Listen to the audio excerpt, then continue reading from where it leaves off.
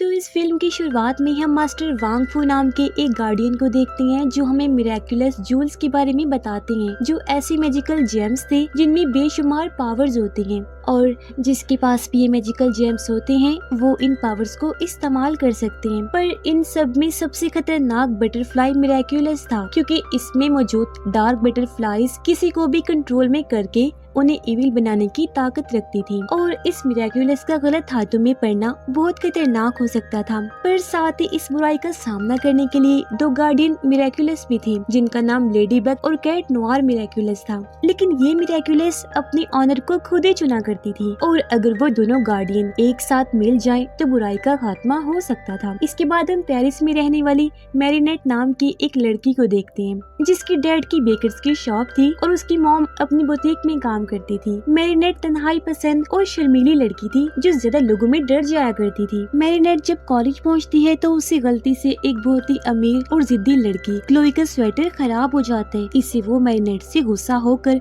उससे इसका बदला लेने वाली होती है। पर तभी वहाँ आलिया नाम की एक लड़की मैरीनेट को बचाने के लिए अपना कैमरा ओपन कर देती है। कैमरा देखकर क्लोई अपना गुस्सा छुपाते हुए अच्छा बनने का नाटक करने लगती है और फिलहाल वहाँ से चली जाती है। मैरीनेट आलिया को उसे बचाने के लिए शुक्रिया अदा करती है, पर कॉलेज में हर काम में मैरीनेट की परफॉर्मेंस बहुत ही खराब रहती है जिस वजह से उसे सबके सामने शर्मिंदगी का सामना करना पड़ता है। वही मौके का फायदा उठाकर क्लोई उससे अपना बदला लेने आ जाती है। इसीलिए बचने के लिए मैरीनेट लाइब्रेरी में जाकर छुप जाती है।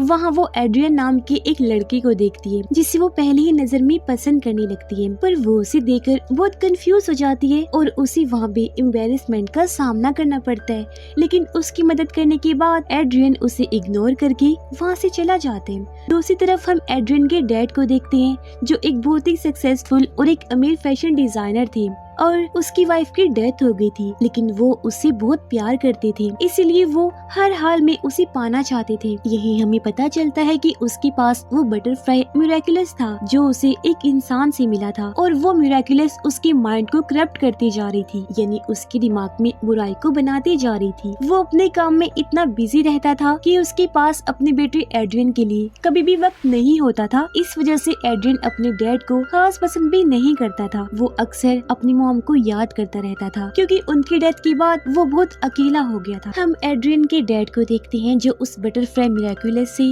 वो पावर मांगता है जिससे वो अपनी मरी हुई पत्नी को जिंदा कर सके, लेकिन ऐसा करना पॉसिबल था ही नहीं क्योंकि ये ताकत सिर्फ लेडी बग और कैट नोआर गार्डियन में ही थी। और ये बात उसे बटरफ्लाई मिरेकुलस में छुपी छोटी सी क्रिएचर बताती है जिसका नाम कवामी था। इस पर एड्रियन का डैड पूछता है कि लेडी बग और कैट नोआर मुझे कहाँ मिलेंगे, तो वो क्रिएचर कवामी उसे बताती है कि वो सिर्फ तभी आते हैं जब कोई तबाही होती है। ये सुनने के बाद एड्रियन का डैड गैब्रियल सोचता है कि अगर सिर्फ तबाही ही एक रास्ता है तो मैं पूरी दुनिया को तबाही की आग में जलाकर राख कर दूंगा। इसके बाद वो उसी बटरफ्लाई मिरेकुलस को खुद पर लगा लेता है जिससे उसमें मौजूद बहुत सारी बटरफ्लाईज जिसे अकूमा कहते हैं वो बाहर निकल आती हैं। वो किसी के भी माइंड को इविल बना सकती थी। वांग फू को इस बात का एहसास हो जाता है और वो लेडी बग और कैट नोआर मिरेकुलस को अपने ऑनर चुनने के लिए आजाद करने का फैसला करती हैं ताकि उनके दोनों गार्डियंस बुराई का सामना करने के लिए तैयार हो सके। और जैसे वो अपना बॉक्स खोलते हैं वो दोनों वहाँ से अपने ऑनर को चुनने के लिए भागने लगती हैं। दूसरी तरफ मैरीनेट जो उस दौरान क्लोई से बचकर भाग रही होती है, उसी दौरान वो अपनी जान पर खेलकर वांग फू को खतरे से बचा लेती है। जब वो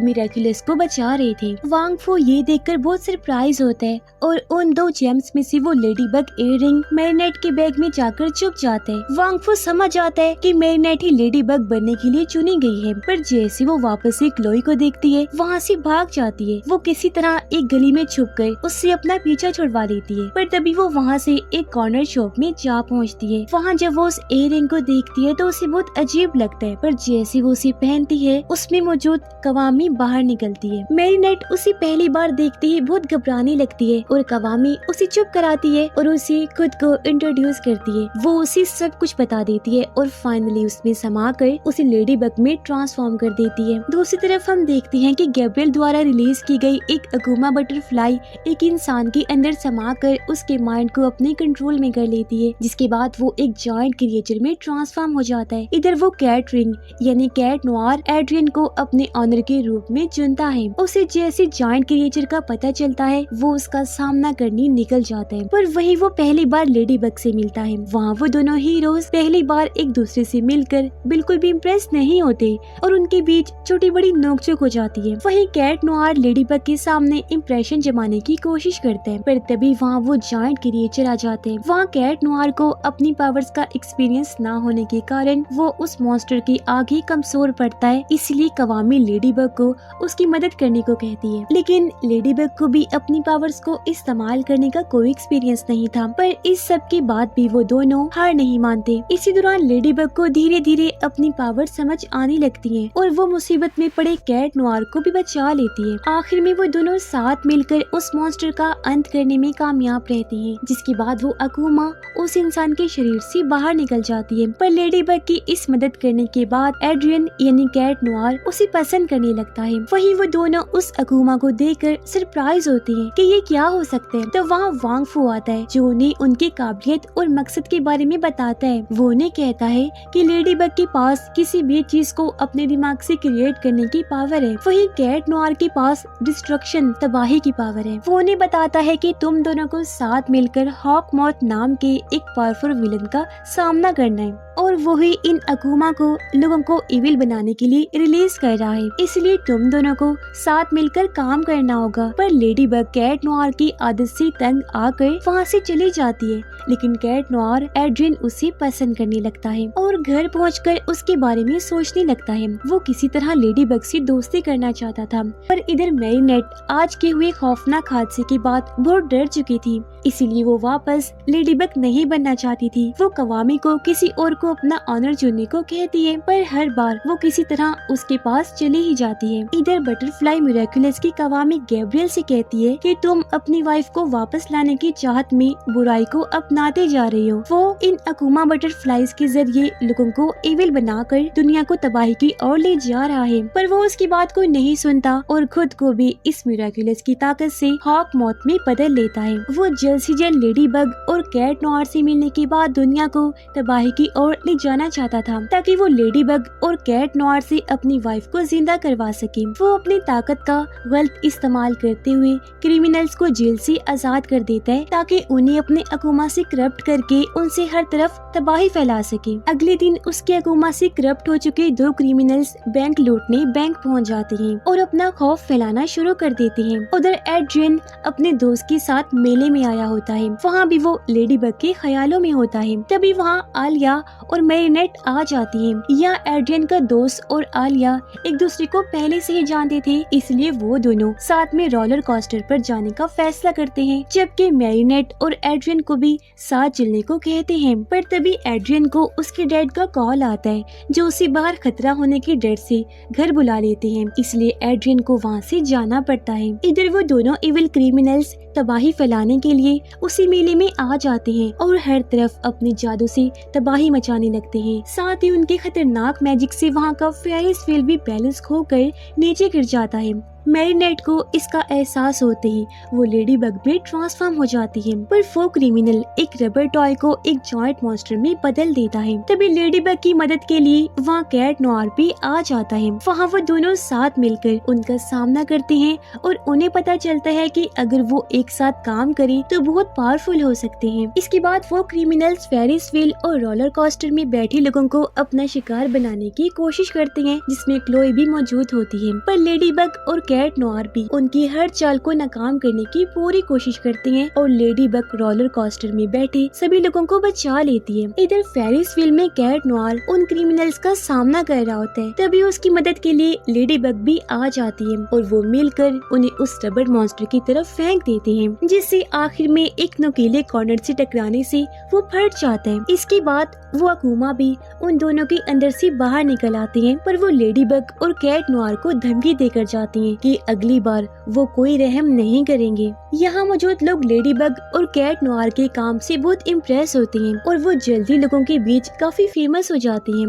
इस दौरान वो अकूमस दोबारा अकूमेटाइज्ड किए गए बहुत से मॉन्स्टर्स का भी सामना करती हैं और हर जगह से उसकी बुराई को खत्म करने की मिशन में लगे रहते हैं। और उनकी बढ़ती पॉपुलैरिटी को देखकर गैब्रियल को बहुत जलन होती है। समय के साथ लेडीबग और कैट नोयर अपनी पावर का इस्तेमाल करने में माहिर हो जाती हैं और साथ ही इस दौरान वो रियल लाइफ में अपनी असली आइडेंटिटी को सीक्रेट यानी खुफिया ही रखते हैं। अब तक लेडीबग और कैट नोयर एक दूसरे को पहले से और भी बेहतर समझने लगे थे और लेडीबग का साथ पाकर कैट नोयर भी बहुत खुश था। एक दिन वो मौका पाकर लेडीबग को अपने मन की बात बता देते हैं, पर असल में वो एड्रियन को पसंद करती थी और उसे पता नहीं था कि कैट नोयर ही एड्रियन था, इसलिए वो उसे मना कर देती है और अगले दिन हिम्मत करके एड्रियन को प्रपोज कर देती है। पर एड्रियन भी लेडीबग को पसंद करता था, इसलिए मैरीनेट की सच्चाई से अनजान होने के कारण वो उसे मना कर देता है। इधर गैब्रियल लगातार इतने सारे अटेम्प्ट्स में फेल होने के बाद तंग आ चुका था और अब वो फाइनली लेडीबग और कैट नोयर को ही मारकर उनसे मिरेकुलस को हासिल करने का फैसला करता है ताकि वो खुद ही उनके मिरेकुलस की पावर्स को इस्तेमाल करके अपनी वाइफ को रिवाइव कर सके।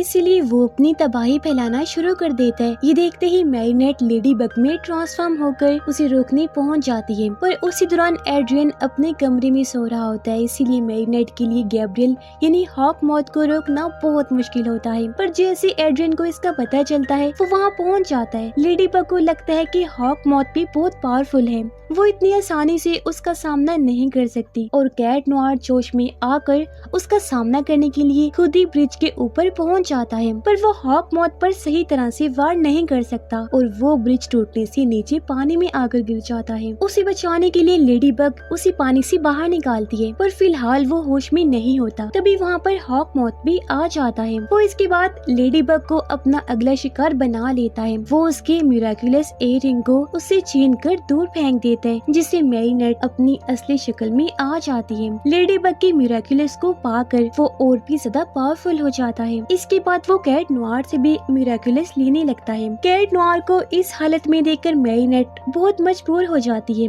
लेकिन तब उसके सामने उसकी कवामी आती है जो उसे हिम्मत करके उठने के लिए मोटिवेट करती है और तब वो कैट नोयर को हॉकमॉथ से बचाने की कोशिश करती है, लेकिन मास्क टूटने की वजह से हॉकमॉथ को कैट नोयर की आइडेंटिटी पता चल जाती है। उसे पता चल जाता है कि कैट नोयर उसका बेटा एड्रियन ही है, तो उसे समझ आने लगता है कि उसने ये तबाही शुरू करके कितनी बड़ी गलती की है, इसलिए वो जल्दी अपनी तबाही को रोकना शुरू कर देता है और फाइनली अपने असली नेचर में वापिस आ जाते हैं। एड्रियन ये देखकर बहुत शॉक हो जाता है कि इस शहर को बर्बाद करने वाले उसके डैड ही थे। तब गैब्रियल उससे इस सब के लिए माफी मांगते हैं और कहता है कि मैं तुम्हारी मॉम को वापस लाने के मकसद में इतना पागल हो गया था कि मैं सही गलत का फर्क भी भूल गया था, लेकिन अब मुझे अपने किए का बहुत पछतावा है। पर यहाँ एड्रियन अपने डैड को संभालते हुए उन्हें गले से लगाता है और उन्हें माफ कर देता है और आखिर में मैरीनेट को वापस अपना मिरेकुलस वापस मिल जाता है और वो अपनी पावर ऑफ क्रिएशन को यूज करती है और पूरे शहर को पहले जैसा बना देती है जो तबाही गैब्रियल के द्वारा हुई थी। एंड में मैरीनेट और एड्रियन को एक दूसरे के बारे में पता चल जाते हैं, जिस वजह से वो बहुत खुश हो जाते हैं और फाइनली एक दूसरे को प्रपोज कर देते हैं। और इसी हैप्पी एंडिंग के साथ ही ये शानदार कहानी इधर ही खत्म हो जाती है। आई होप आपको स्टोरी पसंद आई होगी। कमेंट बॉक्स में जरूर बताइएगा। And finally thanks for watching.